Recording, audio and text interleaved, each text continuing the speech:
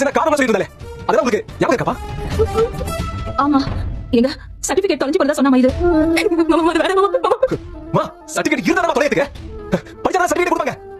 இவன் படிக்கவே இல்லையே, அந்த சர்டிபிகேட் கொடுக்க முடியாம தான் இவன் வேலையை விட்டுடா. என்னடா சொல்ற?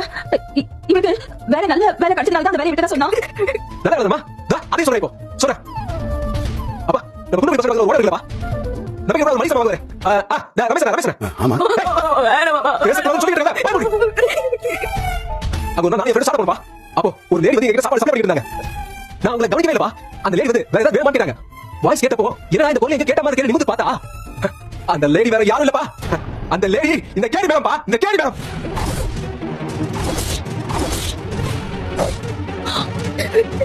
டீச்சர் வேலையை விட்டுட்டு நமக்கே தெரியாம அந்த சப்ளை வேலையை பார்த்து என் கால பூசுறான். சரி பாவனு இவ படிச்ச காலேஜ் இல்ல, படிச்சா சொன்னல, படிச்ச காலேஜ்ல படிச்சா சொன்னல, அந்த காலேஜுக்கு டூப்ளிகேட் சர்டிபிகேட் வாங்க போறப்பா. அங்க போற பிறகு எனக்கு தெரிஞ்சது மேடம் காலேஜ்ல படிக்கவே இல்ல. மேடம் பிளஸ் 2 படிச்சா எனக்கு அப்பா தெரிஞ்சது.